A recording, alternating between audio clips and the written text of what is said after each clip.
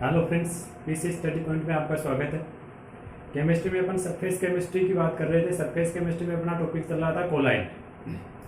Collide में आज का अपना जो टॉपिक है वो है कोलाइड का शुद्धिकरण। कोलाइड का शुद्धिकरण किस प्रकार से होता है, आज अपन इसके बारे में चर्चा करेंगे। देखिए क्या होता है कोलाइड का शुद्धिकरण। कोलाइड वास्तव में देखिए होता क्या है। कोलाइड में होता है माध्यम प्लस प्रावस्था, ये दो चीजें होती हैं। इसके अलावा अगर कोई तीसरी चीज है तो उसको अपन बाहर निकालेंगे, शुद्ध करेंगे, ये कोलाइड है। लेकिन वास्तव में जो द्रव्य विरागी कोलाइड होते हैं, द्रव्य विरागी, वो तो अस्थायी होते हैं, हमने पढ़ा था। और उनको स्थायी करने के लिए बाहर से कुछ पदार्थ मिलाने पड़ते हैं जो उनको स्थायी करें। ज्यादा मात्रा में नहीं, आंशिक मात्रा में विद्युत अपघट्य मिलाना पड़ता है। आंशिक मात्रा में क्या मिलाना पड़ता है? विद्युत अपघट्य। यानी ये भी कोलाइड का ही भाग हो गया है। द्रव्य विरागी कोलाइड के लिए ये कोलाइड का इंपॉर्टेंट महत्वपूर्ण भाग है। अगर आप ये कोलाइड में नहीं मिलाएंगे तो कोलाइड अस्थायी होगा।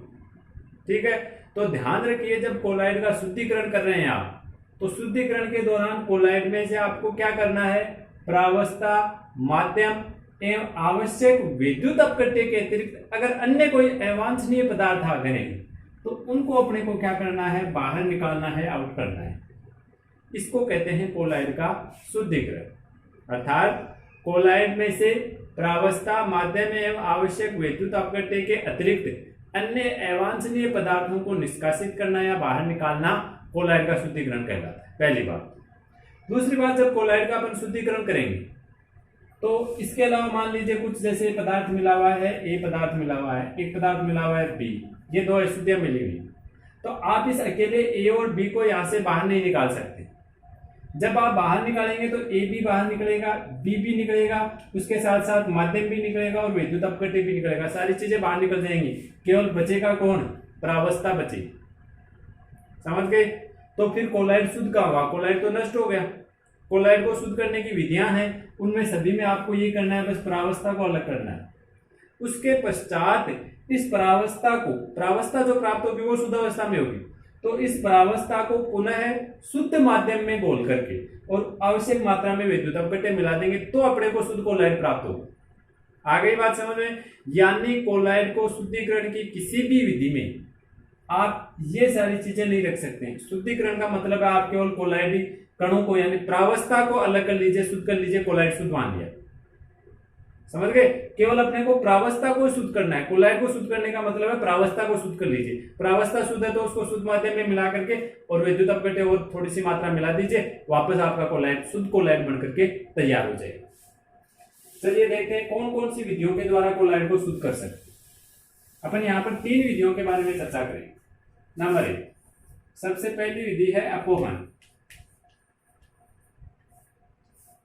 कोलाइड को शुद्ध करने की पहली विधि अपोहन। देखिए अपोहन में क्या होता है? डायलिसिस।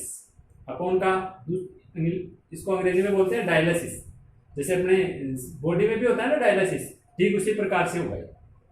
डायलिसिस में क्या होता है? अपने या तो कोशिका झिल्ली या फिर कोशिका झिल्ली के जैसा ही कोई अपने को दूसरी झिल्ली चाहिए। जैसे आप पार्चमेंट की झिल्ली ले सकते हैं, पार्चमेंट, या आप ले सकते हैं कोशिका झिल्ली, सेल मेम्ब्रेन, जानतर झिल्ली।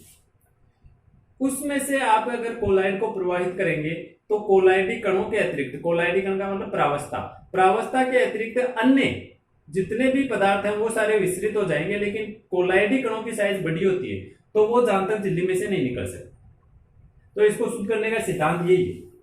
आपको करना क्या है? एक पात्र लिया, इसमें आपको पानी भरना है और पानी बहता हुआ होना चाहिए।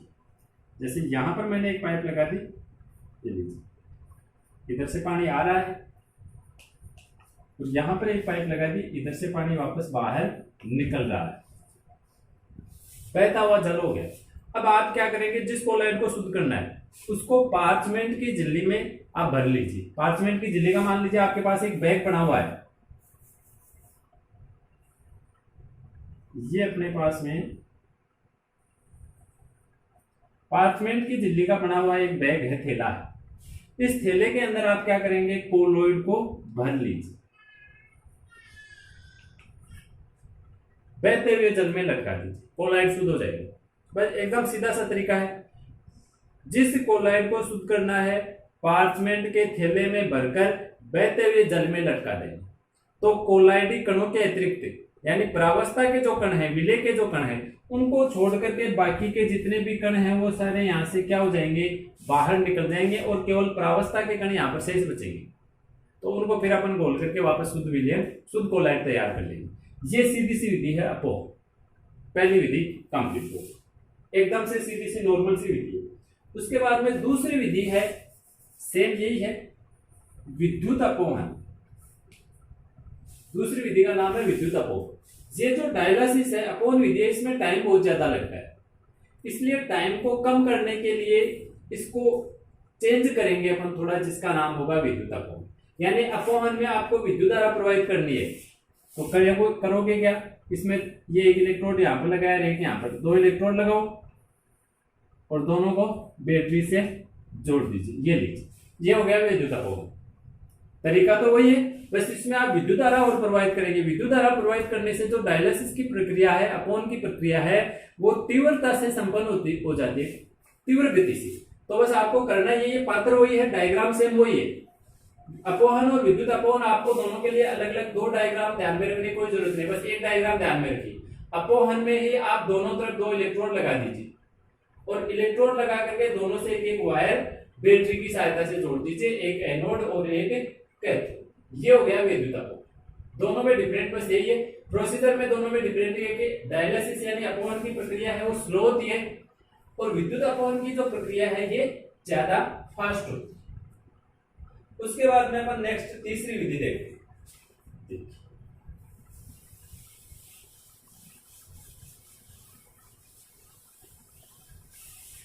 नंबर 3, अति सूक्ष्म निस्यंदन।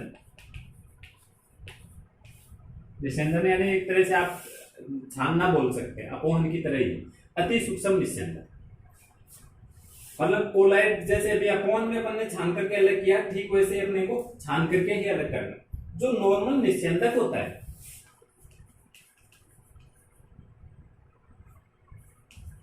साधारण निस्यंदक की बात कर रहे हैं, जैसे फिल्टर पत्र होता है वैसे छानने के लिए बात कर रहे हैं। फिल्टर पत्र मान लीजिए आप कि जो नॉर्मल फिल्टर पत्र होता है, साधारण निस्यंदक, अगर इसमें से हम कोलाइड को छानते हैं, निस्यंदन का मतलब होता है छानना, अगर इसमें से अपन कोलाइड को निस्यंदित करते हैं, छानते हैं, ये जैसे मैंने फिर नॉर्मल फिल्टर पत्र लिया और इसमें से अपन कोलाइड को